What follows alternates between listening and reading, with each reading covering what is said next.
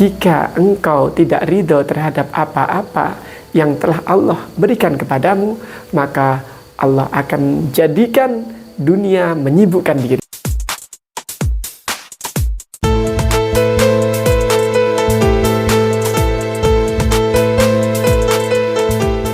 Alamat atau tanda-tanda orang ini mendapatkan nikmatnya iman, nikmatnya Islam.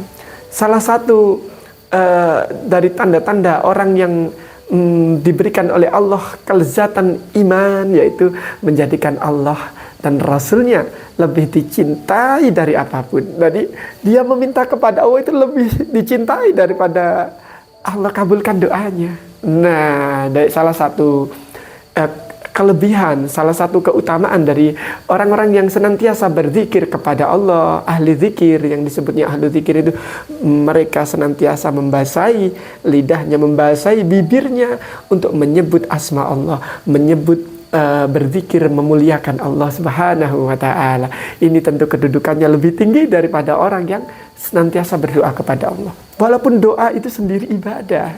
Nah, jadi buat kita semua ini, termasuk buat diri saya, ini ada yang patut kita camkan di dalam hati kita.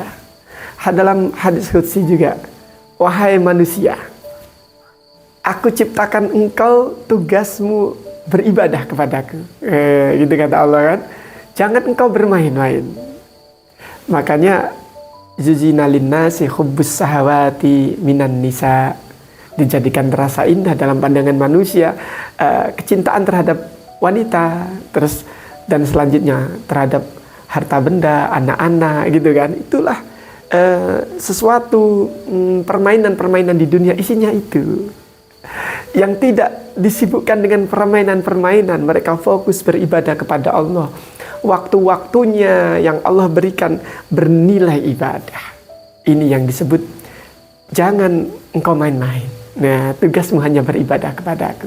Nah, jika kita melaksanakannya dengan baik, maka Allah Ta'ala berkata kepada para manusia, demi kemuliaanku dan keagunganku, jika engkau menyibukkan diri dengan beribadah kepada aku, maka Allah akan jadikan dunia ini menghampirinya.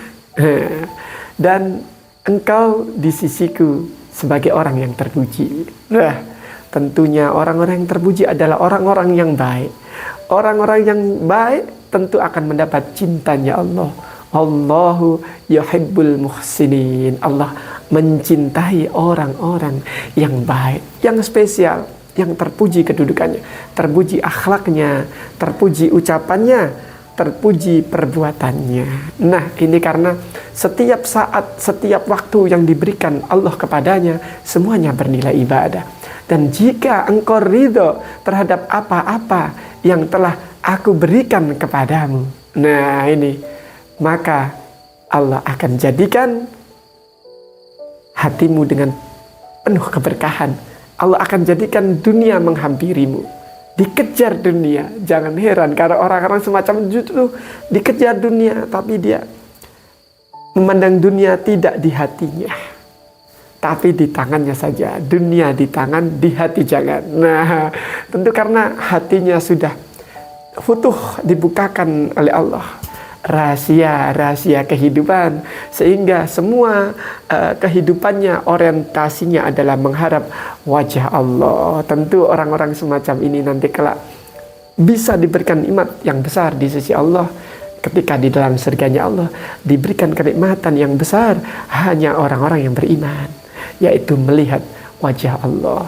Nah, dan apabila engkau tidak ridho dengan apa-apa yang telah aku berikan kepadamu, maka akan aku jadikan dunia menyibukkanmu.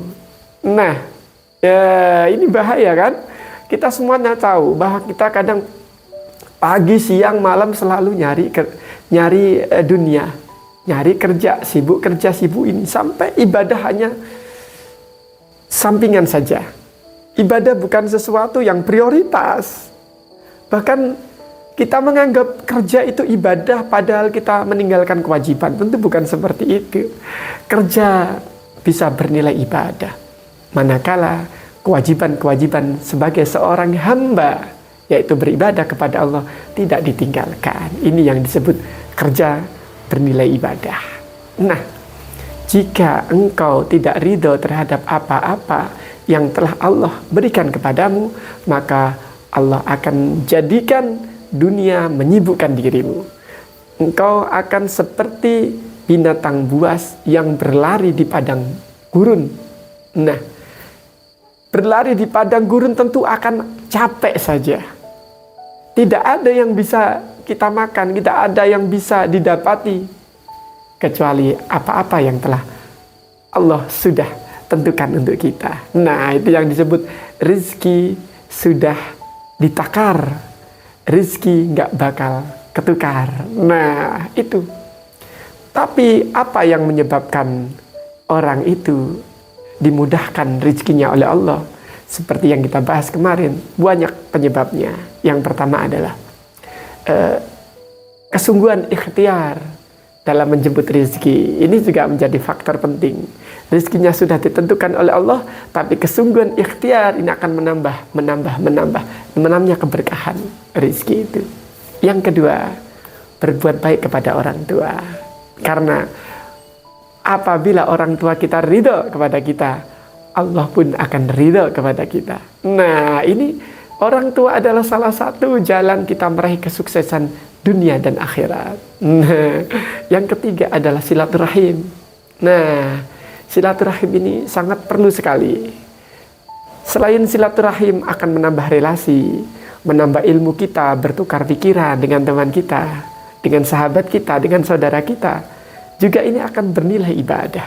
Nah, dan selanjutnya adalah sedekah. Jangan pelit. Sedekahkan apa-apa yang disedekahkan di jalan Allah, niscaya Allah akan lipat gandakan. Oke, dari itu mari kita semua menyimak kajian-kajian di Al-Abrar TV ini. Mudah-mudahan ada manfaatnya. Mudah-mudahan kita dipilih oleh Allah sebagai hamba-hamba Allah yang baik, yang kelak dikumpulkan Allah di surganya Allah beserta orang-orang yang baik pula, yang penuh dengan keberkahan dunia dan akhirat. Wallahu alam. Barakallahu fikum. Assalamualaikum warahmatullahi wabarakatuh.